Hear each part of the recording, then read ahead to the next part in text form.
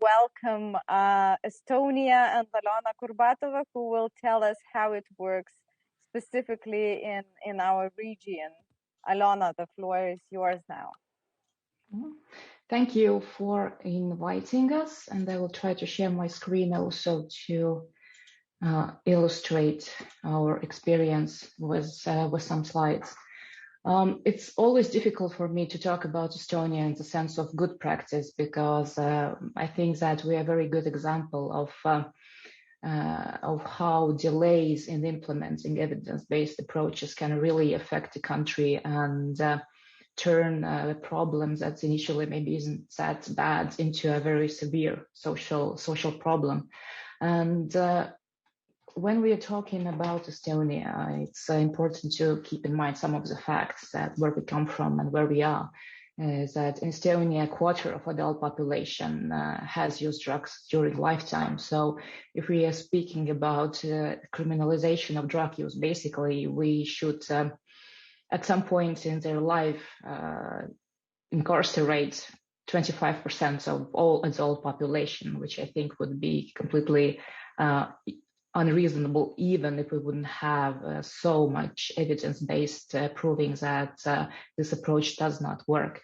And in Estonia, we have one of the highest numbers of people who inject drugs, and we have been in top 5 in the world with overdose-related mortality.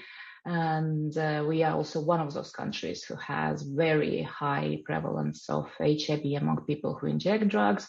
And we're still in the top 3 countries in European Union with new HIV cases, and we've been number 1 for almost 2 decades, actually. So this is a situation that has its roots in the 90s, in the beginning of 2000s, when our drug policy was especially punitive. It was extremely repressive.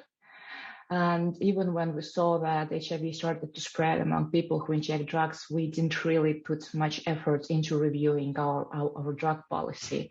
The first attempt to introduce decriminalization in Estonia was in 2002, and officially, actually, if you look at the laws, this is the year when we decriminalized consumption and possession in small quantities for personal use.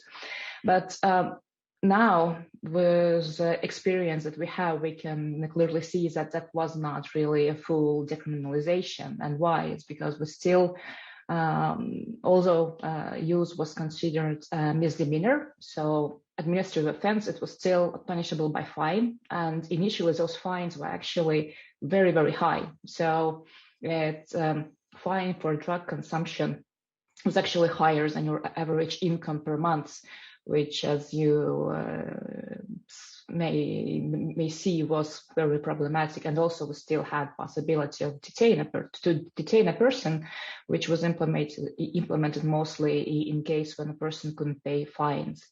So we made our first step, and it was important to actually start implementing on national level more systematically services for people who use drugs, especially harm reduction. Because without decriminalization at that point in time in Estonia, it was very problematic to introduce harm reduction services. People were afraid to go and ask for help, knowing that they could actually be prosecuted and put into prison for the cause of the problem that they were asking help for. So what we actually saw is that this was a good basis, but that wasn't enough. And essentially, in the next years, we started to gradually shift from the very strict control policy to a public health policy when addressing the drugs issues. And the preference was given to public health approaches. And on a policy level in general, it was a very interesting combination that in Estonia, because a lot of changes at the political level had to be made in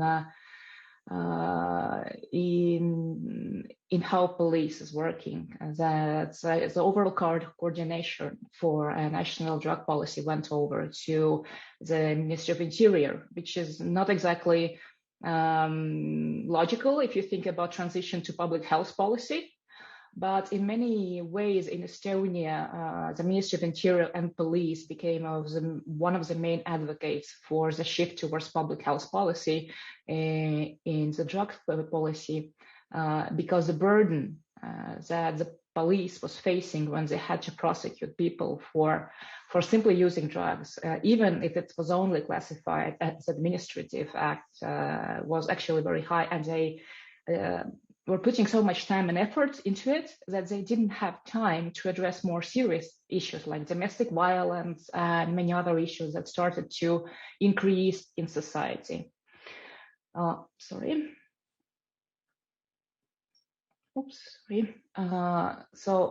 in order to foster those changes in the policy, several attempts were made also to create very high-level national political committee attended by ministers to introduce the changes. But essentially, we came to a conclusion that it's actually experts in the country who know the situations the best, who would be in the position to drive the policy changes. So in 2016, an expert group under the government commission was created to foster those changes and to focus on alternatives to coercive sanctions, which meant more joint programs by police and health sector in order to refer people to services instead of fining them, or, for example,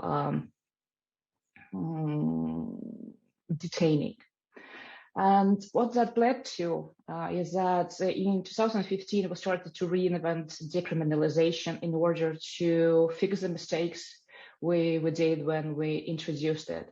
And what I mean by that is that all relevant legal acts were amended, and several amendments have been made later on also to facilitate the referral of person, as it's defined right now, of person with addiction problem or multiple problems related to drug use, to social programs. And social programs have also been redefined in order to include all national interventions for people who use drugs. So in the beginning, when we started, it was quite narrowly defined as treatment.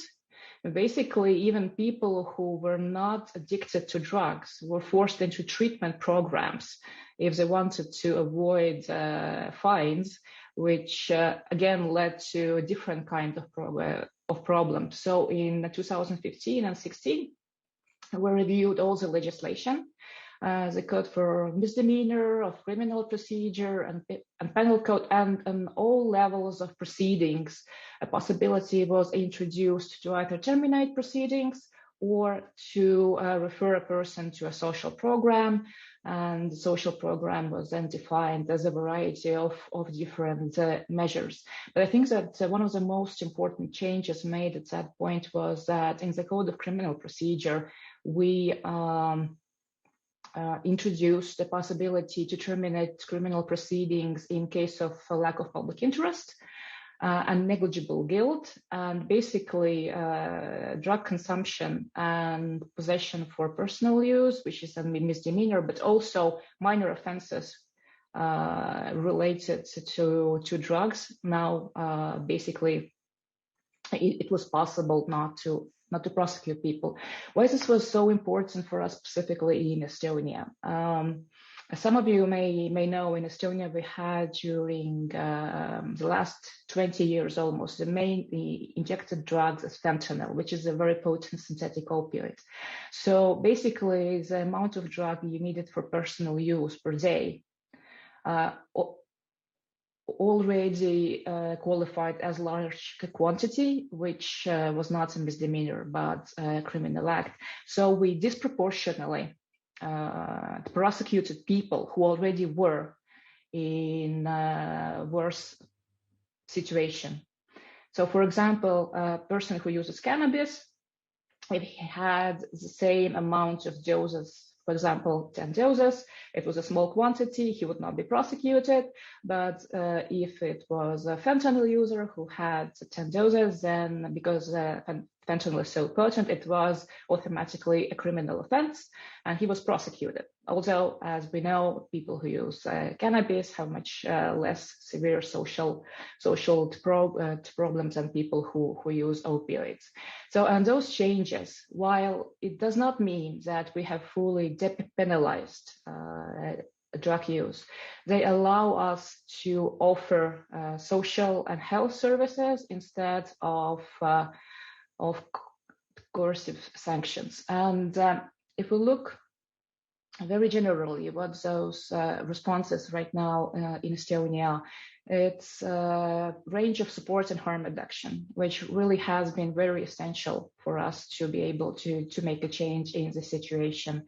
Needle and syringe exchange programs, which have over the years grown and reached the national coverage. We have mobile units. We already have pharmacy-based services, which is nothing new for many countries, but for a very long time we had a very strong opposition in the professional body to spread those initiatives also to the pharmacies. It's social and mental health support and psychosocial services without pressuring people to stop using, to provide them that help that they may need at that point in time. Overdose prevention, including take-home naloxone, and also various treatment and counseling services that have been adjusted to the needs of different user groups. But I think that one of the most important things which has allowed us to start to improve the situation has been diversion to support services by law enforcement. And what do I mean under that is that once we fixed some of the problems with legislation and started to invest more and systematically and fund nationally harm reduction and treatment services, we saw that there were several links missing between justice system, health system. It's very difficult for people to orient in the fragmented service system that we had in the country.